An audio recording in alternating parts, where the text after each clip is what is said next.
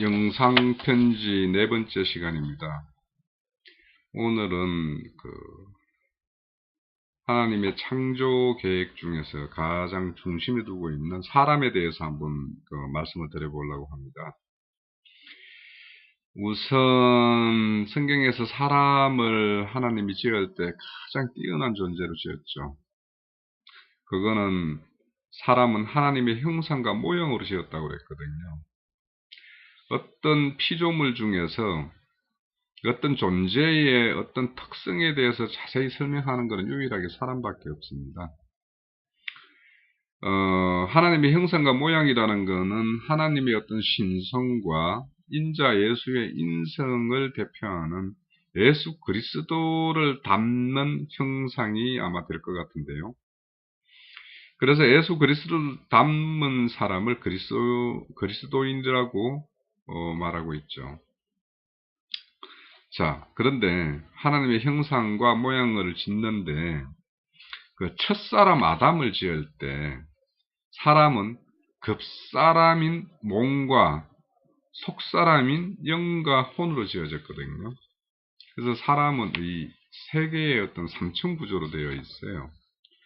그래서 성경에는 앞서 말씀드렸듯이 이런 삼층 구조로 되어 있는 것들이 상당히 많이 나옵니다. 예를 들면 노아의 방주가 이렇게 3층으로 되어 있고요. 성전도 마당뜰과 성소와 지성소 이렇게 되어져 있죠. 이런 것처럼 사람은 영과 혼과 몸이라는 어떤 이런 구조로 이제 지어져 있습니다. 그래서 영이라는 것은 하나님과 교제할 수 있고 하나님의 말씀을 우리가 받을 수 있는 그런 기능을 하고 있고요. 혼은 흔히 지정이 해가지고 생각, 감정, 의지가 혼의 어떤 요소라고 이렇게 이야기를 합니다. 그래서 혼은 하나님을 이렇게 표현하죠. 그리고 하나님을 우리의 어떤 인식 체계로 하나님을 이러신 분이구나라고 우리가 이렇게 이해하고 인식하는 어떤 기능을 합니다. 그리고 몸, 육체는 하나님을 나타내죠. 그래서 우리가 온전한 하나님의 어떤 형상과 모양이 되어졌을 때에는 우리의 어떤 몸으로 행하는 어떤 행실들이 하나님의 사람, 그리스도인답게 어떤 행하는 것이 함으로 나타나게 될 것입니다. 자, 이렇게 창조의 질서는 영이 혼을 다스리고 혼이 몸을 다스리는 구조가 되었을 때는 창조에 맞는 질서가 유지된다라고 볼 수 있습니다. 그렇지만 이 파괴된 질서, 즉 사람이 하나님을 불순종하고 하나님으로부터 어떤 배척당한 상태의 어떤 사람들은 몸, 즉 육체가 혼을 다스려서 그런 사람들이 행하는 것은 다 본능으로 이렇게 행하는. 그래서 성경에는 짐승 같은 사람이라고 이렇게 표현을 하고 있죠. 자, 또 유일하게 하나님의 어떤 창조물 중에 어떤 피조물의 어떤 출처, 근원에 대해서 이야기하는 것이 유일하게 사람에 대해서 있습니다. 창세기 2장에 보면 하나님이 사람을 지을 때 흙으로 지었다고 그랬습니다. 그래서 흙이라는 게 이 아다마라고 하는데요. 또 아파를 해서 티끌 같은 이런 흙 위에서 비롯된 어떤 존재라고 이야기합니다. 왜 수많은 피조물 중에서 사람에 대해서만 어떤 지음의 어떤 재료를 설명하고 있을까 한번 생각을 해봤습니다. 모든 피조물 중에 가장 뛰어난 존재로 지어진 사람이지만 그 사람을 지음의 출처가 흙에서 비롯됐다라는 걸 하나님은 굳이 설명하고 싶어 하시는 것 같아요. 왜냐? 하나님은 만물 중에 중심에 사람을 두었지만 사람 또한 피조물의 어떤 한계를 가지고 있는 존재이고 또 사람을 통해서 당신의 모든 창조 세계를 다스리는 것을 원하고 있지만 그 사람들이 교만할 수 있고 또 정도에 넘치면 하나님을 배도할 수도 있기 때문에 사람이라는 존재 너희들 스스로에 대해서 이런 인식을 출처의 인식을 가지게 함으로써 너희들과 하나님의 어떤 그 어마어마한 그 격차를 인식시키고 그렇지만 하나님이 그런 피조된 존재와 함께 이렇게 교제하고 어떤 어떤 인격적인 만남을 가지는 것은 순수한 하나님의 어떤 은혜에 의해서라는 것을 인식시키기 위해서 사람에 대해서는 흙으로 지었음을 이렇게 성경에서 말하고 있지 않을까 이렇게 생각을 합니다. 또 왜 흙이라는 존재, 흙이라는 어떤 물질, 그 티끌 같은 물질로 사람을 지을 수 있는 그런 걸 설명을 하는가에 대해서 또 하나는 생각해 볼 수 있는 것이 전능자 하나님의 어떤 능력을 또한 우리가 알 수 있는 어떤 한 면이라고 볼 수 있습니다.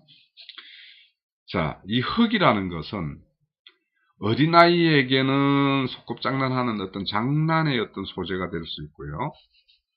또 성실한 어떤 농부의 손에 어떤 흙이 주어지면 씨 맺는 채소를 심어서 그 채소를 얻을 수도 있고 또 열매 맺는 나무를 심어서 나무 열매를 소득으로 취할 수가 있죠.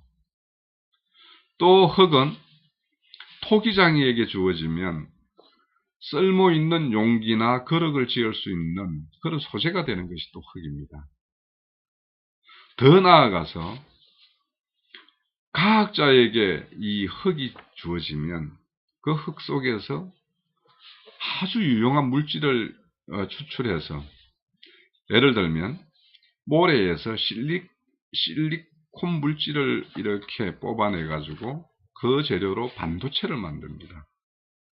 이처럼 사람의 어떤 지식 정도에 따라서도 흙의 용도가 달라지고 흙에서 얻을 수 있는 유익이 달라집니다.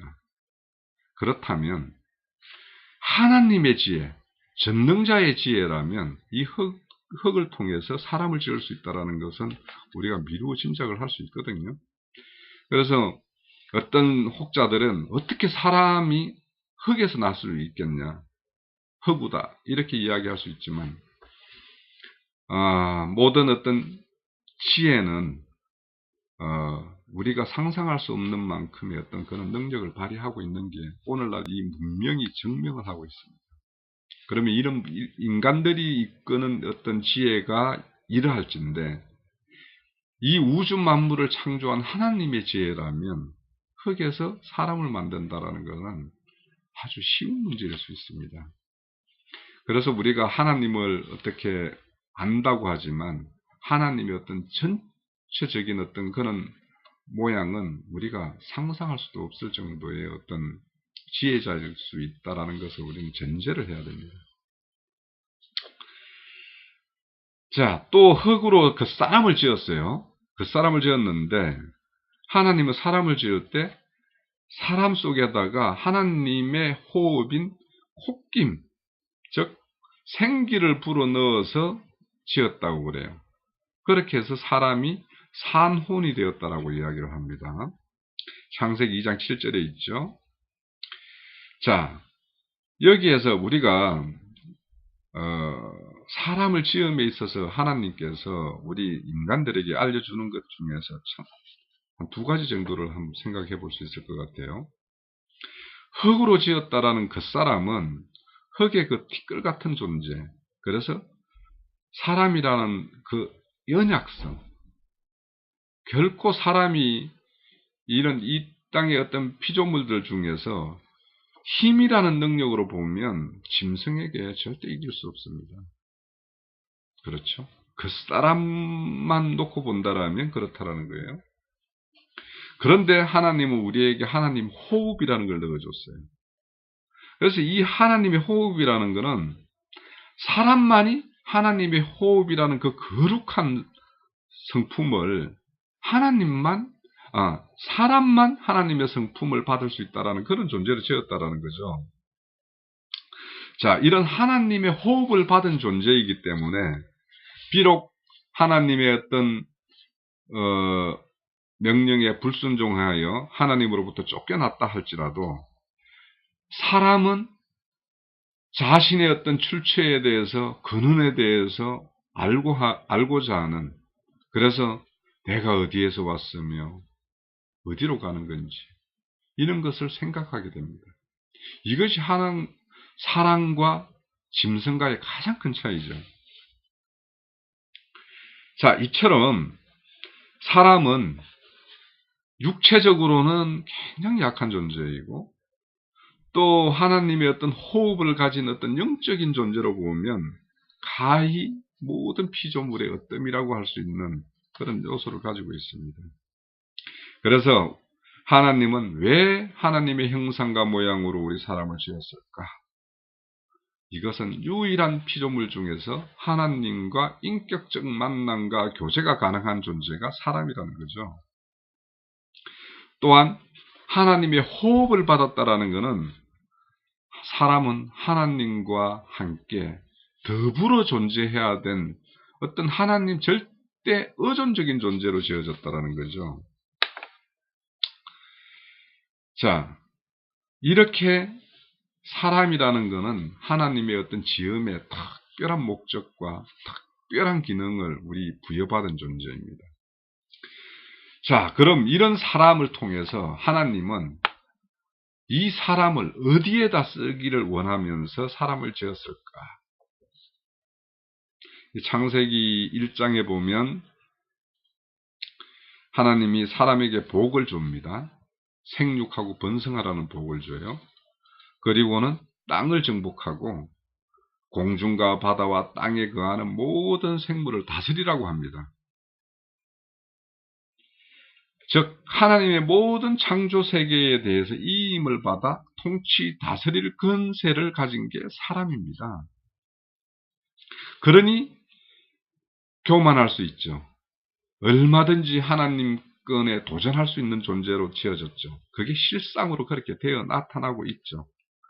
그렇기 때문에 하나님이 사람을 지음이 흙에 있고 또 하나님의 호흡에 비롯된다라고 이렇게 설명을 하고 있습니다.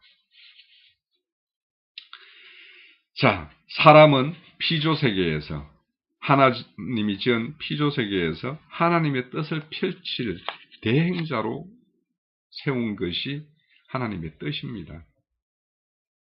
그래서 하나님이 에덴 동산을 창설하고 에덴 동산 중앙에 아담을 두지요.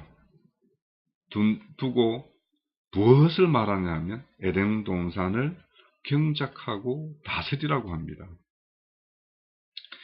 사람에게는 이런 권세를 주어졌어요. 그런데 이렇게 에덴 동산을 다스리고 경작할 아담에게 아담이 혼자 독차하는 것이 좋지 않다 생각해서 그 배필을 지었다고 그랬어요. 지난번 하나님의 창조 목적을 말씀드릴 때 하나님 홀로 독차한 아담 이 모양은 하나님의 모양이라고 제가 말씀을 드렸고 하나님의 창조 목적은 그 배필자를 만들어서 이 땅에서 만들어서 영원 세계에 함께 누림을 가지고자 하는 것이 하나님의 창조 목적이라고 말씀을 드렸어요. 그런데 여기서 이제 돕는 배필이라고 이제 말하는데요. 이 돕는 배필을 두신 이유는 아담 혼자서, 즉 하나님 혼자서 이 땅을 온전히 혼자서 독점적으로 다스리고 통치하는 것이 목적이 아닙니다. 그 다스림과 통치에 동력하는 그 존재에게 하나님을 알게 하고 하나님 나라에서 함께 누림을 가질 수 있는 그런 기회를 같이 부여하고자 하는 것이 하나님의 비밀한 뜻이에요. 그래서 돕는 배필은 서로 부족함, 또 서로의 어떤 어려움에 겪었을 때 함께 그 공경을 헤쳐나갈 수 있는 그런 돕는 관계이죠.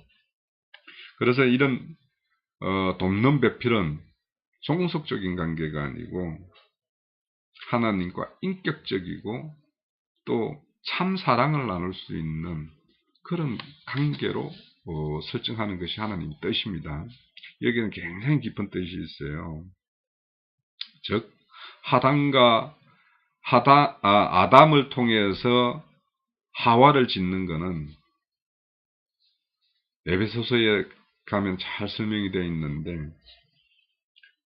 예수를 통해서 교회를 짓는 것이라고 이렇게 설명을 합니다.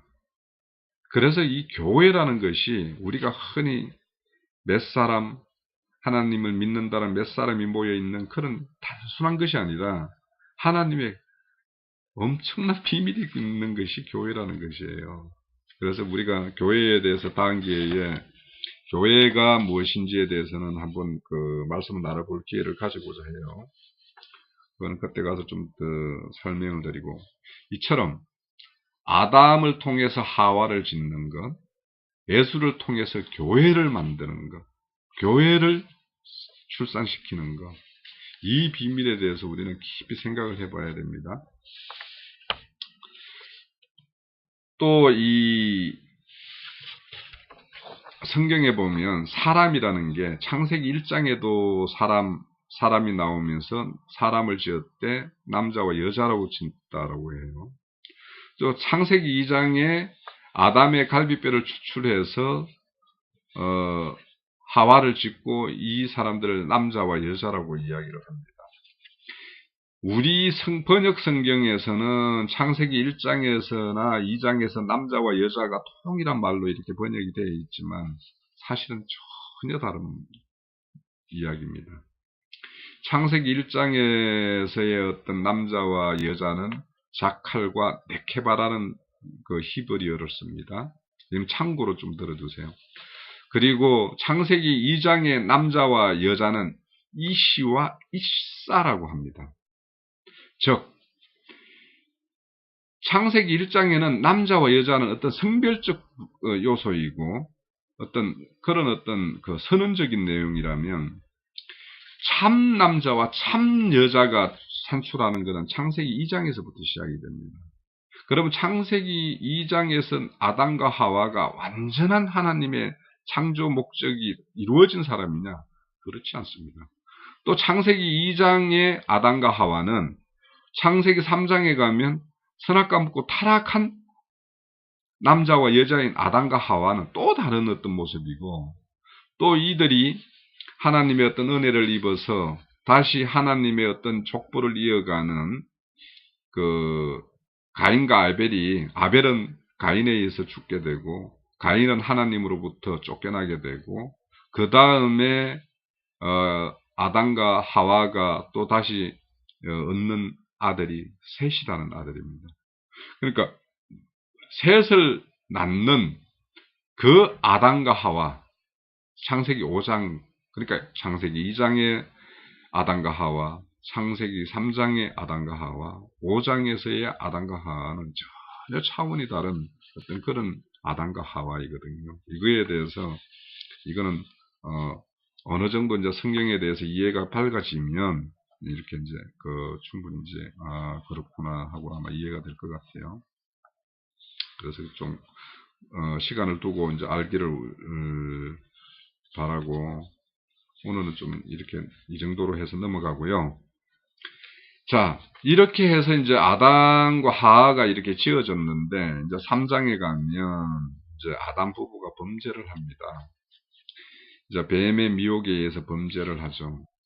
그런데 이제 이런 뱀의 미혹을 받을 정도 수준의 영적 수준인 아담과 하와, 이것이 창세기 2장, 3장의 어떤 아담의 수준이거든요.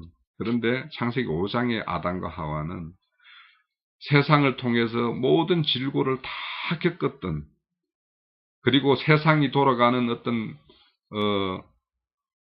그 참담한 현실을 경험한 아담과 하와가 다시 합방을 해서 셋을 낳는 그 아담과 하와는 영적으로 엄청나고 이제 하나님의 어떤 원하는 수준으로 이끌린 그런 어떤 존재를 상징합니다.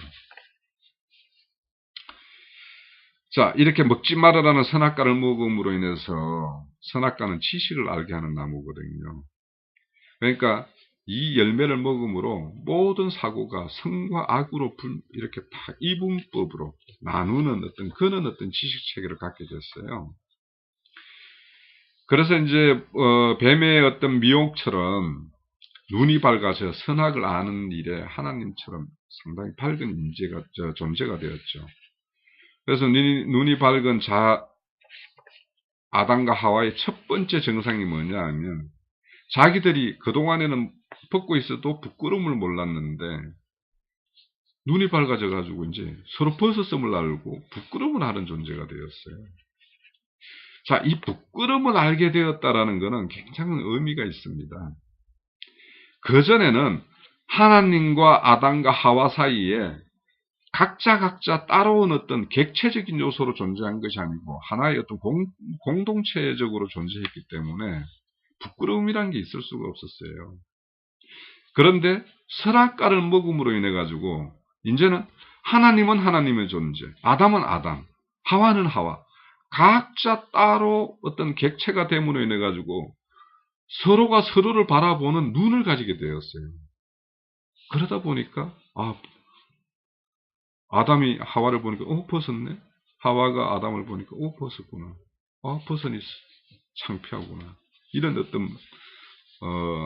어떤 따로따로 개개인이 돼버린 이런 존재가 되었던 거죠. 그래서 이제 이런 개개인이 되다 보니 모든 판단의 주체가 돼버린 거예요, 사람들은. 그래서 판단의 주체가 됨으로 인해 가지고 앞서 설명드린 대로 인간은 하나님의 호흡을 받은, 그래서 하나님의 절대 의존적 존재로 지어졌는데 이제는 의존적인 존재에서 독립적인 존재로 이렇게 전환이 되어버렸어요. 그러다 보니 본인 스스로 모든 문제를 해결하려고 생각을 하죠. 그래서 첫 번째 정상이 뭐냐면 벗었으므로 부끄러웠고, 부끄러우니 무화과 나무로 자기를 이렇게 가리는 작업을 했던 거죠. 자, 우리가 일례로 한번 들어볼게요. 부부가 아닌 연애 단계만 해도 서로 벗는다는 걸 상상을 할 수 없잖아요. 그렇지만 따로따로인 이 청춘 남녀가 부부의 연을 맺으면 이 벗음에 대한 어떤 창피가 상당히 덜어지죠. 이런 것처럼 하나가 된다는 것과 하나하나가 따로 된다는 것은 서로 객체적인 생각, 서로를 바라보는 어떤 독립적인 생각, 이런 것들이 지배적이 되는, 이것이 선악과 먹은 인간의 어떤 저주의 가장 표본입니다. 여기에서 모든 것이 나옵니다. 이러다 보니 네 거, 내 거, 나에 대한 평가, 너에 대한 평가, 이것이 공평한가, 이런 어떤 불만이 있다 보니까 가인이 아벨을 쳐 죽이는 어떤 그런 사건이 난 것이죠. 자, 그래서 여기서부터 이제 뭐냐면 이런 선악과 먹음으로 인해서 뱀의 후손과 여자의 후손, 즉 교회를 통해서 길러지는 어떤 그리스도인과의 어떤 전쟁은, 이거는 이 우주 만물의 어떤 창조 목적이 다 끝나는 날까지 이어질 전쟁입니다. 또 여자에게는 불순종으로 인해서 해산의 고통이 왔죠. 또 땅은 저주받아서 씨 맺는 어떤 열매와 채소를 내는 것이 아니라 가시덤불과 은근키를 내는, 그래서 사람이 그 은근키와 가시등불을 제거하고 씨 맺는 채소를 뿌려서 땀 흘리면서 가꾸어야지만이 비로소 그 소산을 얻을 수 있는 그런 어떤 땅으로 변해버렸습니다. 또 흙으로 지었으니 이제는 흙으로 돌아가는 존재, 즉 육체의 죽음이 들어와 버렸어요. 이로 인해서 완전히 인간이 사는 세상은 죄로 인해서 죄 위에서 군림하는 어떤 사망이라는 건세가 이 아담 세계를 완전히 지배하게 된 것이죠. 타락한 인생들은 스스로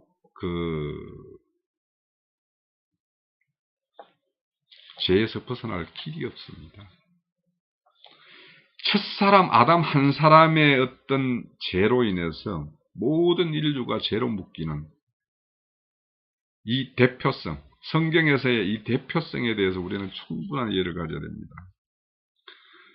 왜 내가 첫 아담에 의해서 지은 죄가 나에게 유전돼가지고 내가 왜 죄의 굴레를 지어야 하는가, 이런 거에 대해서 얼마든지 인간적으로 보면 항변할 수 있는데요.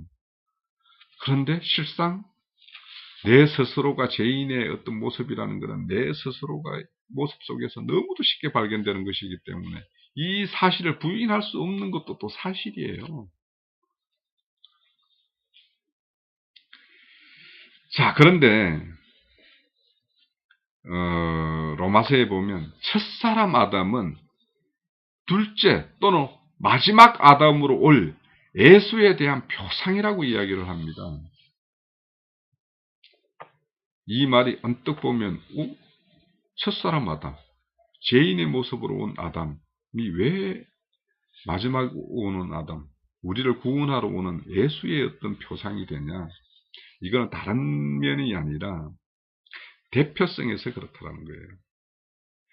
한 사람 아담으로 인해서 인류가 모두 죄인에 묶인 것과 같이 의로운 마지막 아담으로 온 예수로 인해서 예수의 옳은 의의 행실 하나로 죄에서 벗어날 수 있는 길이 열렸다는 거예요. 그 측면에서 첫 아담과 마지막 아담은 서로 상통하는 부분이 있다는 거죠. 자, 그래서 우리가 알아야 될 거는 내가 첫사람 아담에 속한 사람이냐, 둘째 혹 마지막 아담으로 온 예수에 속한 사람이냐에 따라서 우리는 저주받은 존재일 수 있고 하나님의 축복을 받는, 즉 에덴 동산의 죄짓기 전 그 아담을 훨씬 뛰어넘는 수준의 어떤 축복을 받는 존재가 될 수 있다는 걸 우리는 아셔야 됩니다. 자, 둘째 아담으로 오실 한 예수의 의로운 행실로 우리는 죄에서부터 벗어날 수 있는 길이 열려 있음을 우리는 그 사실을 믿는 거죠. 그런데 둘째 아담으로 오실 예수가 십자가에 죽으시는 그 의로운 행실은 바로 사망의 근세에 불의를 세상에 폭로하는 거예요.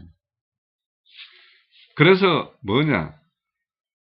죄 없는 예수를 죽이는 이 불의한 이 사망 근세에 잡혀 있는 자들, 이 자들에 대해서 이 세상에 고발하고 그 자들에게 회심해서 돌아올 길을 열어주는 것이 십자가의 사건입니다.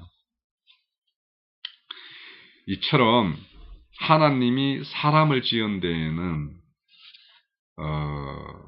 이런 것들을 알 수 있는 그런 기능들을 다 사람 속에다 부여해놨죠. 그거는 인간이 가지고 있는 짐승이 없는 이성이라는 것도 있고 짐승이 가지고 있지 않는 양심이라는 것도 있습니다. 이런 기능을 통해서 우리 사람은 하나님을 찾아갈 수 있는 길이 마련되어 있다는 거예요. 이런 면을 우리는 좀 알고 사람에 대해서 우리가 다시 한번 생각을 해보고 우선 사람에 대한 영상편지 4편은 여기서 좀 줄이고 5편에서 이어가도록 하겠습니다.